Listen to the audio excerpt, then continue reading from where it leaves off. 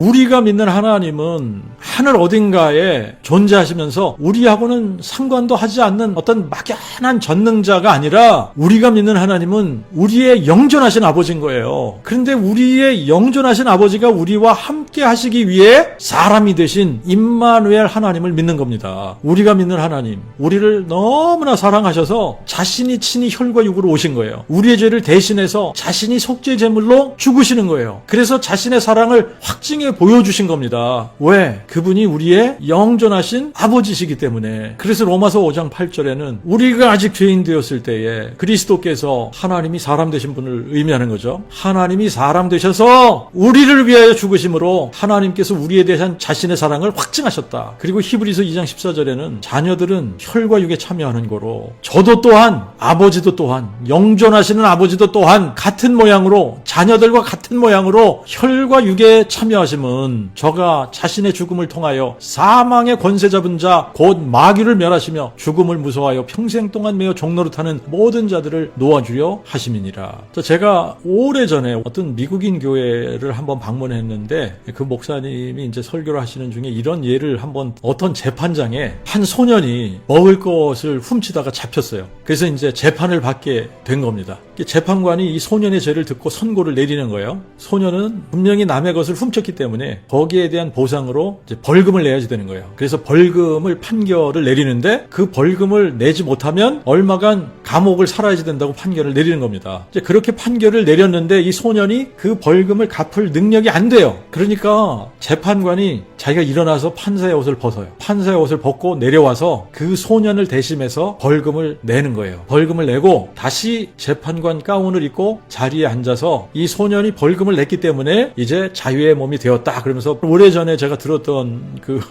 설교 내용인데 이게 기억이 나는 거예요. 근데 여기서 이제 재판관은 사람이기 때문에 자기가 내려왔을 때 재판관 자리가 비어 있었어요. 그죠? 하나님은 전능자이시기 때문에 하나님의 능력으로 동정녀 몸에서 잉태되어 사람으로 만들어져서 세상에 한 아기로 한 아들로 주신 바 되었을 때 하늘이 빈 상태로 있는 게 아니에요. 하늘에는 여전히 하나님이 계시는 겁니다. 그리고 땅에는 사람으로 나신 하나님의 아들이 탄생하시게 되는 거예요. 근데 이게 우리가 이해하지 못하는 부분, 하나님이 사람 되셨다라고 하는 이 부분이 우리의 머리로는 이해할 수 있는 영역이 아니에요. 그런데 이거를 자꾸 우리가 이해할 수 있는 영역으로 설명하려고 하는 겁니다. 성경은 한 분 하나님이 사람 되셨다 그러니까 한 분 하나님이 사람 되셨다면 하늘이 비어 있어야지 되는데 근데 아직도 하늘에는 하나님이 계시니까 하나님이 한 분인 게 아니라 성부, 성자, 성령 삼위로 계신다고 주장을 하는 겁니다. 그리고 이 세상에 오신 분은 성삼위, 성부, 성자, 성령 중에 성자 하나님이 오신 것이다. 그러니까 성부, 성자, 성령이 계시는데 성자가 오신 거니까 하늘에는 성부와 성령이 계신다라고 생각을 하는 거예요. 그래서 비어있지 않은 거다. 이게 이제 우리의 한계로 하나님을 생각을 하려고 하다가 보니까 이렇게 삼위일체 성부, 성자, 성령 이렇게 삼위로 계시는데 세상에 오신 분은 성부가 오신 것이 아니고 성령이 오신 것도 아니고 성자가 오신 거다. 그러니까 하늘에는 최소한 성부와 성장이 계시니까 그리고 예수님도 하나님을 아버지라고 부르셨고 아버지께서 나를 보내셨다고 했으니까 태초부터 하나님은 성부, 성자, 성령으로 계시는 거다. 이거를 우리의 상식에 맞게 하나님을 어떻게 해요? 우리의 상식에 맞게 하나님을 꿰어 맞추는 거예요. 그리고 이제 복음은 예수님이 우리의 죄를 대신해서 십자가에 죽으신 거. 그래서 이 십자가를 강조를 하는 거예요. 하나님의 사랑이 십자가에서 확증을 해주신 거고 그러니까 이 십자가 대속의 죽음이 복음인 거야. 우리는 이 십자가 사랑을 전해야 돼. 그래야 사람들이 감동하게 되고 더 헌신하게 되는 거야. 근데 이제 하나님은 이게 다 사람들의 생각이라는 거예요. 하나님의 생각은 사람들의 생각하고 다른데 여호와의 말씀에 내 생각은 너희 생각과 다르면 내 길은 너희 길과 달라서 하늘이 땅보다 높은 같이 내 길은 너희 길보다 높으며 내 생각은 너희 생각보다 높으니라 그러셨어요. 자, 하나님의 생각은 우리의 생각하고 다른데 어느 정도 차이가 있냐? 하늘과 땅 차이라는 거예요. 그래서 우리가 이해할 수 있는 우리의 상식과 우리의 한계 내에서 하나님을 생각하면 안 된다는 거죠. 하나님은 우리의 상식 밖에 우리의 이해의 한계 밖에 존재하십니다. 그래서 하나님에 관한 모든 것은 신비인 거예요. 우리가 풀 수 없는 영역에 존재하시는 하나님이신 거예요. 하나님이 하나님이 성령이시라는 것도 우리가 이해할 수 없는 영역입니다. 우리는 혈과 육인데 하나님은 혈과 육이 아니라 거룩한 영이시란 말이에요. 성령이시란 말이죠. 그러니까 우리는 성령을 이해할 수 있는 사람들이 아니에요. 하나님의 영, 여호와의 영, 그리스도의 영, 진리의 영, 성령 다 같은 분을 지칭하는데 우리가 우리의 상식으로 이해할 수 있는 영역에 계신 분이 아니다. 하나님을 우리의 이성과 지식과 이해의 한계에서 제한해서 생각하려고 하면 그때부터 문제가 생기는 거예요. 왜냐하면 하나님은 우리의 이성 밖에 계시고 우리의 지식의 한계 밖에 계시고 이해의 한계 밖에 계시고 우리의 언어의 한계 밖에 계시고 우리가 설명할 수 있는 설명의 한계 밖에 존재하시기 때문에 하나님을 우리의 언어의 한계 안에서 설명하려고 시도할 때마다 우리가 다른 신, 우상을 만들어내게 되는 거예요. 그러니까 우리는 성경에서 계시해 주신 그대로 받고 우리가 설명할 수 없는 영역은 신비로 남겨둬야지 된다. 우리가 그분을 우리의 언어의 한계 안에서 설명하려고 할 때마다 우리가 이제 스스로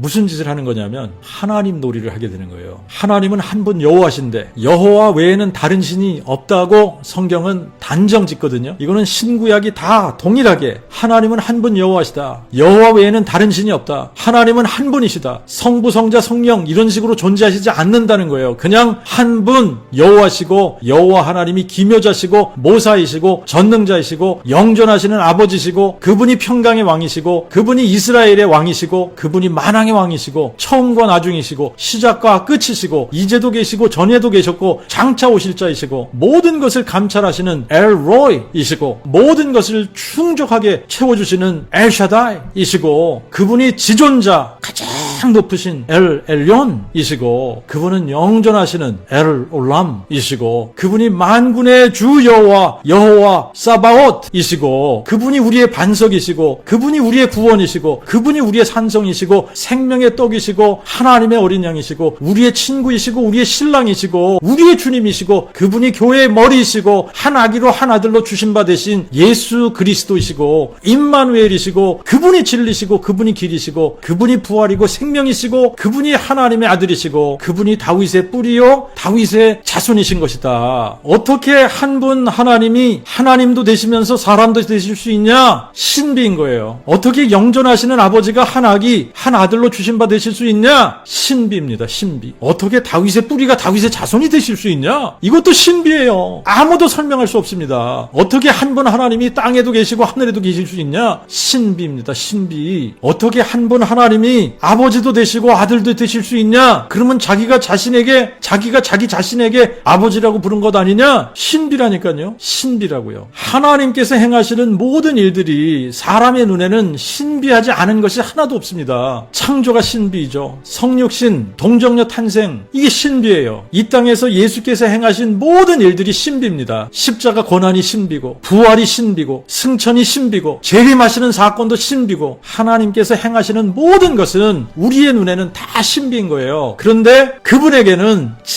그분의 지혜와 능력에 관한 것이다. 그런데 이런 모든 신비를 믿을 수 있게 해주는 열쇠를 우리에게 주셨는데 그게 바로 부활 사건이라는 거예요. 부활 사건이 없었다면 예수님에 관한 모든 것이 다 거짓말이 되어버립니다. 부활이 없었다면 예수님은 여호와 하나님이 사람 되신 분이 아닌 거예요. 부활이 없었다면 예수님은 기묘자도 아니고 모사도 아니고 전능하신 하나님도 아니고 그분은 영존하신 아버지도 아니고 그분은 부활 생명도 아니고 그분은 진리도 아니고 길도 아니고 그분은 임마누엘도 아닌 거고 그분은 우리의 구원도 아니고 반석도 아니고 그분은 우리를 대신해서 십자가에 죽은 것도 아니고 아무것도 아닌 거예요. 그런데 이 부활 사건 하나가 예수님에 관한 모든 것을 확증해주는 열쇠 역할을 하는 겁니다. 부활이 없으면 예수님에 관한 모든 것이 거짓이고 부활이 있기 때문에 예수님에 관한 모든 것이 사실인 거예요. 그래서 부활로 예수께서 육신으로 다윗의 혈통으로 오신 다윗의 뿌리이신 영존하시는 아버지 여호와 하나님인 것을 알고 믿을 수 있는 거예요. 부활이 없으면 예수는 믿음의 대상이 될 수가 없는 겁니다. 그렇기 때문에 부활이 마음에 믿어지면 기뻐할 수밖에 없는 것이고 부활이 마음에 믿어지면 예수의 부활을 자랑할 수밖에 없는 거예요. 부활하신 예수님을 만나는데 어떻게 그분을 자랑하지 않을 수가 있습니까? 그래서 바울은 뭐라 그러냐면 내가 그리스도의 그 복음을 부끄러워하지 아니하노니 그 복음은 모든 믿는 자에게 구원을 주시는 하나님의 능력이 됨이라. 그런데 대부분의 교회 다니는 사람들이